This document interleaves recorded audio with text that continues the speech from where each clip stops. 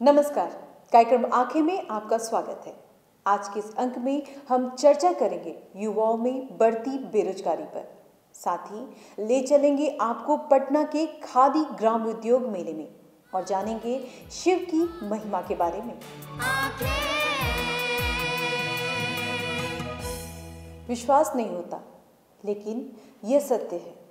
आजकल MA, PhD, engineering की degree लेकर राशन दुकान, फुटकर विक्रेता या रिक्शा चलाता हुआ कोई दिख जाए तो चौंकिएगा मत।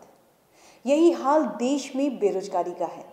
आज देश की 11% जनसंख्या बेरोजगार है।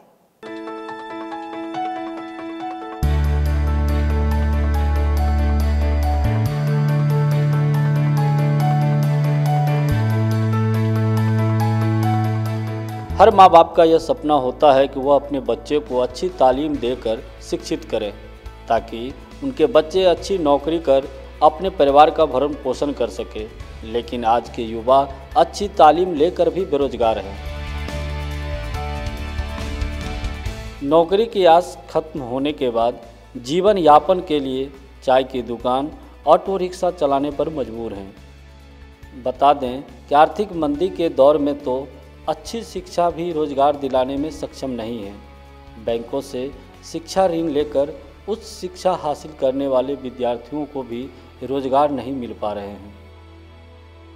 सर जो है ना, सब सरकार का नीति है जो ना, सारा जो है युवा जो है ना पढ़ लिख के जो है ना कोई नौकरी नहीं मिल रहा है, उसको सब जो है ना भटक रहा है।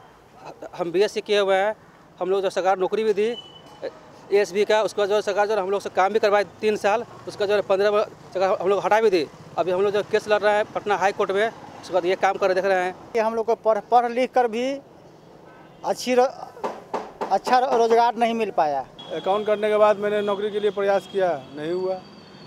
उसके बाद मेरा जो बिजनेस था पापा का दिया हुआ था, उसी में आना पड़ा। शिक्षित युवाओं में बेरोजगारी पर आए एक हालिया सर्वे के मुताबिक शिक्षित युवाओं में बेरोजगारी की स्थिति और भयावह हो चुकी है।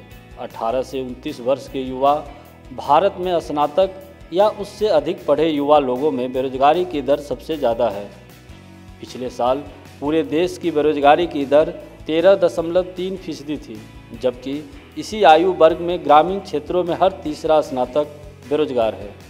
वहीं शहरी क्षेत्रों में हर चौथा स्नातक यानी 26% लोग बेरोजगारी का दंश झेलने को मजबूर हैं। जबकि इसी आयु वर्ग में अशिक्षित युवा की बात करें तो इनकी दर केवल 3.7% है, क्योंकि अशिक्षित लोग हर प्रकार का रोजगार कर लेते हैं, जबकि शिक्षित लोग अपनी पढ़ाई और उपाधि के अनुसार ही रोजगार चाहते हैं। लेकिन ऐसा नहीं हो रहा है। ग्रेजुएशन मेरा फाइनल है, कोई काम धंधा नहीं मिल रहा है, इधर से उधर भटक रहे हैं, तो अपना एक ठेला पर वेबसाइट किया हूँ फल पर, ऊपर भी अभी धंधा पर पेट पूजा नहीं चल रहा है, एकदम गिरफ्ती हालत है। बिहार में यानी बड़ा से बड़ा डिग्री लेकर के सरकार, राज्य चाहे केंद्र की सरकार चाहे राज्य की सरकार, इतना निकम्मा सरकार है ये कि शिक्षित बेरोजगार के नाम पर योजनाएं बहुत चलाती है, लेकिन कोई भी योजना धरातल पर उस शिक्षित बेरोजगार के लिए ज़मीन पर नहीं आता है।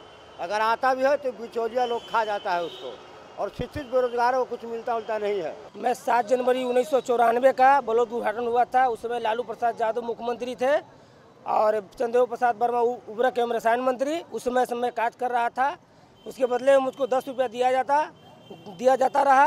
उसके बाद 1586 रुपया डिप्टी कलेक्टर अनिरुद्ध प्रसाद सिन्हा के द्वारा 1586 रुपया वेतन दिया जाता रहा। उसके बाद 2005 में हमको हटा दिया गया और उसके बाद हटाया गया था। हम इधर उधर भटकते रहे, कोई काम धंधा नहीं मिला। फिर लास्ट में फिर पटना आए, फिर पोलदारी किए, सब्जी उब्जी के दुकान खोले, सब्जी उब्जी बेचना शुरू किए। नौकरी की आस लिए हर युवा सरकार द्वारा संचालित श्रम एवं नियोजन विभाग में अपना पंजीकरण करवाता है कि शायद उसकी किस्मत बदल जाए, लेकिन वहाँ भी उसे निराशा ही हाथ लगती है। मकेर छपरा जिला से आया हूँ। यहाँ पे मैं इसके पहले भी रजिस्ट्रेशन कराया था, सरकार की तरफ से कोई रिस्पांस या कॉल नहीं आया। मैं फिर यहाँ पे आया हूँ रजिस्ट्रेशन करवाने। एक बार हम नियोजनालय में नाम ऑनलाइन रजिस्ट्रेशन भी करवा चुके हैं, दर्ज नाम करवा चुके हैं। जो कि अभी तक मोटा लगभग हमको 1 से 1.5 साल हो गया। ईमेल एड्रेस भी दिया हुआ है, फ़ोन नंबर भी दिया हुआ है, फिर भी एक बार भी ना तो मेल आया और ना ही कोई कॉल आया। भारत सरकार ने वर्ष 2022 तक 50 करोड़ लोगों को कौशल विकास का प्रशिक्षण देकर रोजगार देने की एक महत्वाकांक्षी योजना बनाई थी। दुर्भाग्यवश यह योजना भी एक जुमला साबित हुई। अगर यही हाल रहा तो अगले 10 वर्षों में तैयार हुई बेरोजगारी की इतनी बड़ी फौज भारत के अस्तित्व के लिए बहुत बड़ा संकट बन सकती है। ज़रूरत है इस मुद्दे पर सरकार को चिंतन कर शीघ्र समाधान करने की। तो देखा आपने, आज बेरोजगारी का आलम यह है कि पढ़े लिखे युवा आज किराना दुकान या रिक्शा चलाने का काम ही नहीं बल्कि गलत रास्ता अख्तियार करने को भी मजबूर है। फिलहाल वक्त हो चला एक छोटे से ब्रेक का। ब्रेक के बाद आपको बताएंगे कि क्या खास रहा पटना के खादी ग्रामोद्योग मेले में।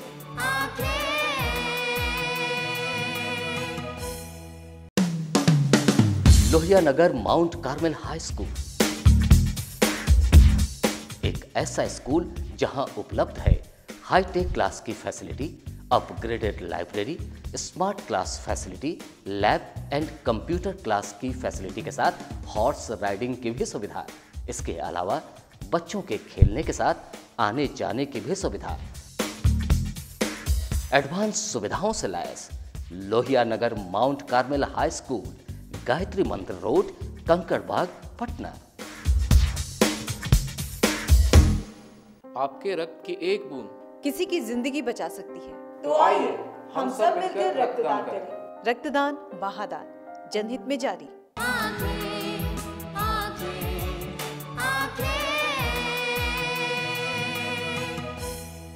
ब्रेक के बाद एक बार फिर आपका स्वागत है। खादी वस्त्र ही नहीं एक विचार है। इसी उद्देश्य से राजधानी पटना के ज्ञान भवन में खादी ग्रामोद्योग मेले का आयोजन किया गया, जिसमें बिहार के अलावा अन्य राज्यों के खादी व्यवसायियों ने बढ़ चढ़कर हिस्सा लिया और अपनी अपनी दुकानें सजाई। वहीं पटना वासियों समेत दूर दराज से आए लोगों ने खरीदारी कर मेले का लुत्फ उठाया।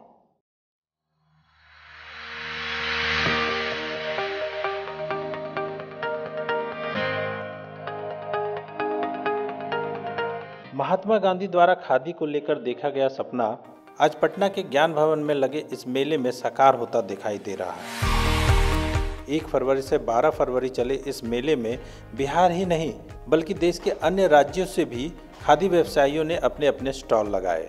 मेले का मुख्य आकर्षण खादी से बना वो वस्त्र रहा जिसकी लंबाई 11 मीटर थी, लेकिन वजन मात्र 100 ग्राम। लोग इस कपड़े को देखकर काफी उत्साहित नजर आ रहे थे। जवाहरलाल नेहरू को मसलिन का थान भेंट किए थे। उसी परंपरा को आगे बढ़ाने के लिए ये हमारा तीसरा पीढ़ी है और हम लोग दिल्ली भवन कनार प्लेस के थ्रू इसको अफ्रीका, अमेरिका 3-4 जो है सो फॉरेन में हम लोग सप्लाई करते हैं मसलिन थान। सरकार की स्कीम है आपका खादी पुनर्धार योजना, जिसके तहत हम खादी संस्थाओं को फिक्स्ड कैपिटल से लेकर वर्किंग कैपिटल प्रोवाइड कर रहे हैं। दूसरी बात, सरकार ने अभी जो आपका उद्घाटन समारोह हुआ था उसमें बात आई है कि हम लोग बिहार खादी नीति भी एक नई ला रहे हैं, जिसमें कंप्लीट एक 5 साल का प्लान रहेगा कि खादी को कैसे विकसित किया जाए। खादी ग्रामोद्योग द्वारा लगाए गए इस मेले में खादी से बने तरह तरह के शर्ट, पैंट, कुर्ता, बंडी, सलवार, लेडीज कुर्ती एवं साड़ी दुकानदारों ने अपने अपने स्टॉलों पर सजा रखे थे।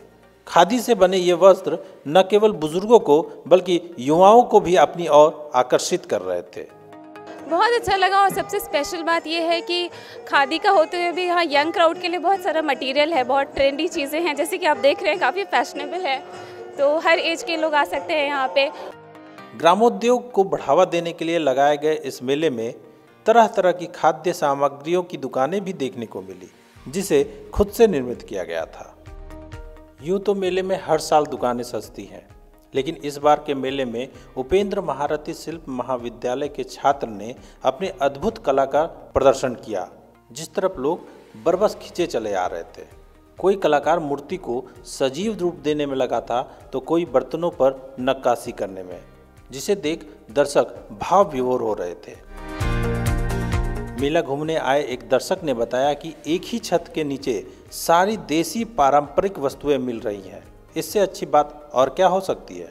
सब एक ही जगह मिल भी जा रहा है सामान, जितना भी खोजिए यहाँ पर सब एक छत के नीचे माने मिल जा रहा है। बढ़िया सामान भी है। आज के समय में जो लोगों को काम देने की बात चल रही है उसमें ये सबसे बहुत महत्वपूर्ण चीज़ है, क्योंकि ये कुटीर उद्योग अपने देश के बेसिक मूलभूत आवश्यकताओं को पूर्ति करते हुए और उसकी जो क्वालिटी की भी बात होती है कि जो विदेशी कपड़े हैं, विदेशी चीज़ें हैं, उसमें वो क्वालिटी नहीं है जो हमारे देश में अपने हाथों के द्वारा बनी हुई चीज़ें हैं। आदिम युग से आधुनिक युग में वास्तुकला का मानव जीवन में अहम स्थान रहा है। शिल्पकला दिल, दिमाग, शरीर व अनुभव का अनूठा मेल है। जब ये सभी चीज़ें एक साथ मिलती हैं तो कलाकार की मेहनत रंग लाती है। इस मेले में भारतीय व पश्चिमी शिल्प शास्त्रों की अनूठी कला का संगम देखने को मिला।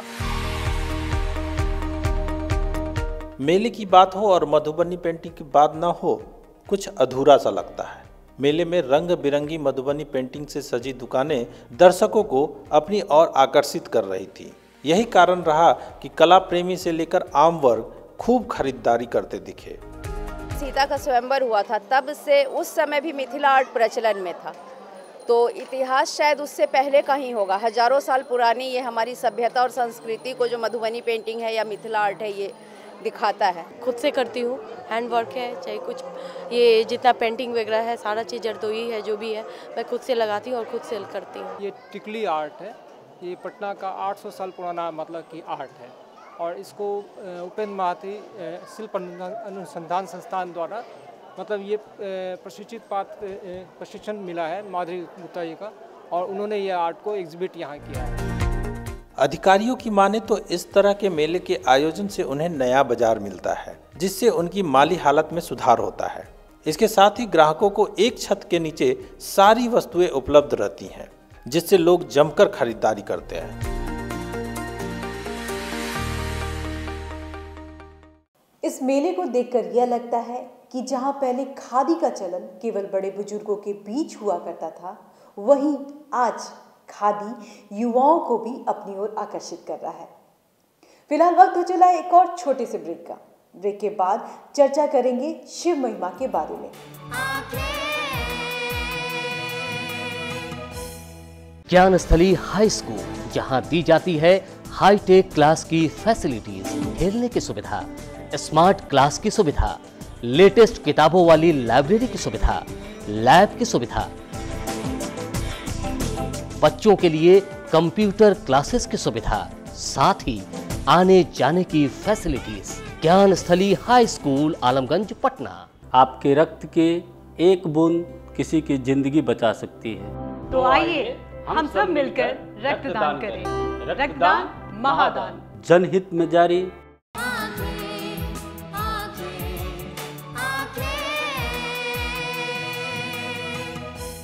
ब्रेक के बाद एक बार फिर आपका स्वागत है।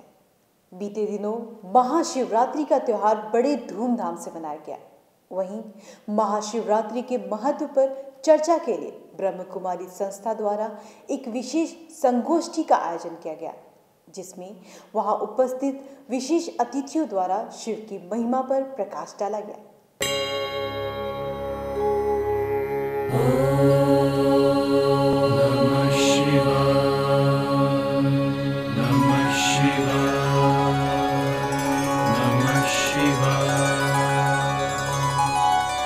फाल्गुन मास के कृष्ण चतुर्दशी को महाशिवरात्रि का पर्व मनाया जाता है। माना जाता है कि सृष्टि का प्रारंभ इसी दिन हुआ। पौराणिक कथाओं के अनुसार इस दिन सृष्टि का आरंभ अग्निलिंग के उदय से हुआ। अधिकतर लोग यह मान्यता रखते हैं कि इसी दिन भगवान शिव का विवाह देवी पार्वती के साथ हुआ था।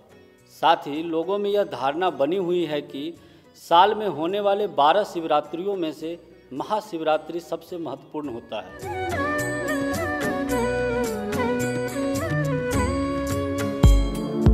इसी विषय पर चर्चा के लिए प्रजापति ब्रह्म कुमारी ईश्वरीय विद्यालय पटना द्वारा एक विशेष संगोष्ठी का आयोजन पटना के हिंदी साहित्य सम्मेलन सभागार में किया गया।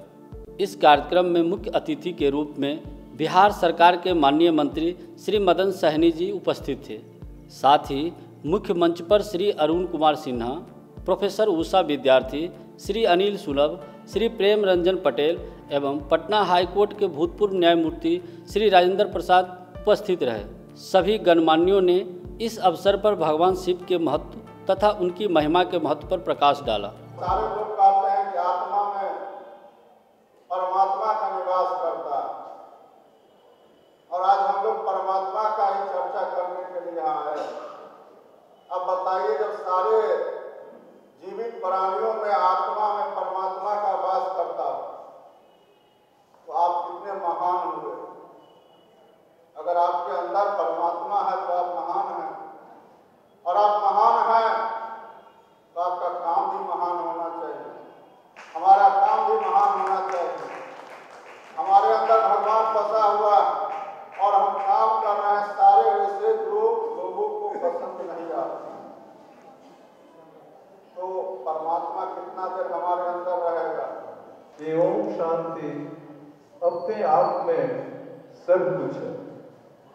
अगर इसे आप अपना लें, सिर्फ वाइब्रेट करें, सिर्फ उच्चारण करें ओम शांति, तो आपके लिए यही रास्ता है कि शिव बाबा के पास पहुंच जाएंगे।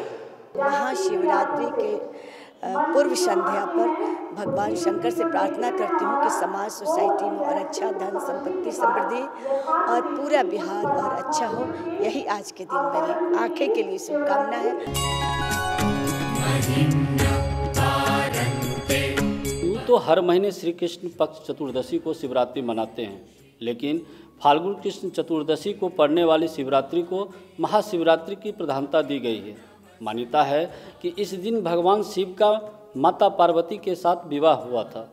इस दिन शिवालयों में जलाभिषेक और पूजा अर्चना के लिए भक्त विशेष रूप से इकट्ठा होते हैं।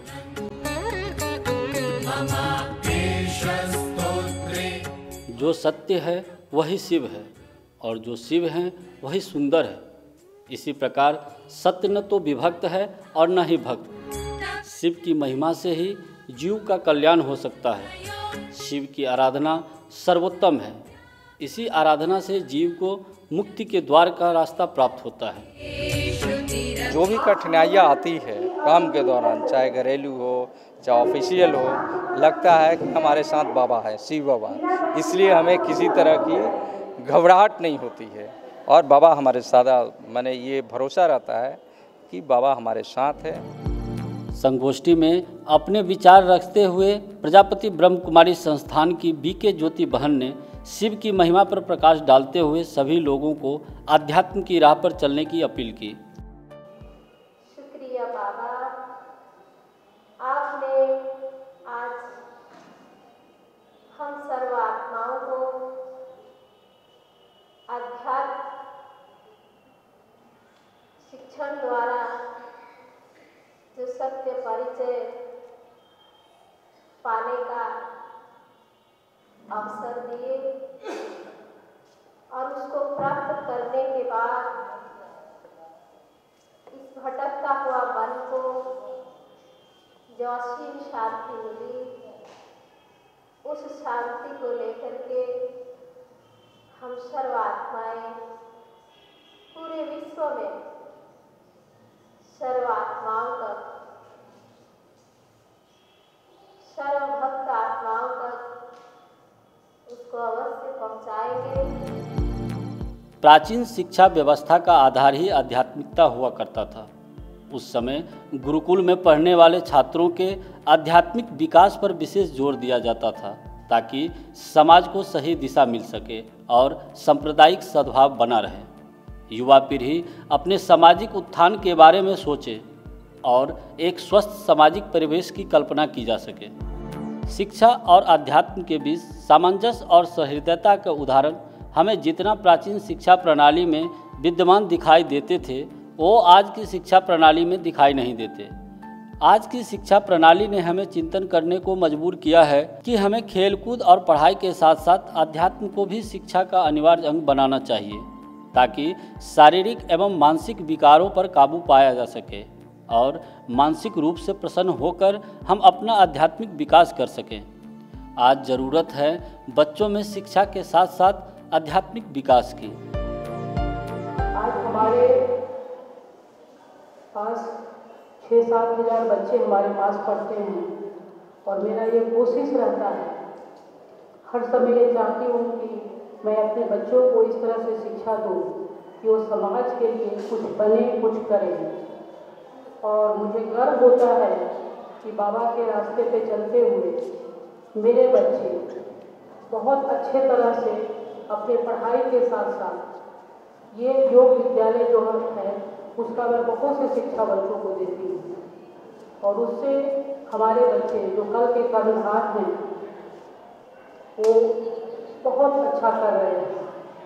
मैं अपने भाई बहनों से जो कुछ अभिभावक भी हैं मैं उनसे निवेदन करती हूँ कि अगर माता पिता बच्चे के शिक्षक, गुरु और एक दोस्त भी हैं, अगर उनके पास बच्चे कुछ पूछने के लिए जाते हैं तो दोस्ती का हाथ बढ़ा करके उनको सही रास्ता दिखाएं और तभी उनके जो खालीपन है वो भरेगा। आज के आधुनिक युग में युवा पीढ़ी अध्यात्म से विमुख हो रहे हैं, जिसके दुष्परिणाम भी सामने आ रहे हैं। आज जरूरत है शिक्षा और अध्यात्म को साथ लेकर चलने की। परमात्मा निराकार है, अर्थात परमात्मा का कोई आकार नहीं होता, किंतु परमपिता परमेश्वर पर विश्वास रखने वाले लोगों का कल्याण अवश्य होता है। आज के अंक में इतना ही। आपको हमारा ये कार्यक्रम कैसा लगता है हमें जरूर बताएं। हमारा ईमेल आईडी है lmcanke2017@gmail.com। आज के लिए इतना ही। मिलेंगे अगले अंक में कुछ नए मुद्दों के साथ। तब तक के लिए हमें दीजिए इजाजत। नमस्कार।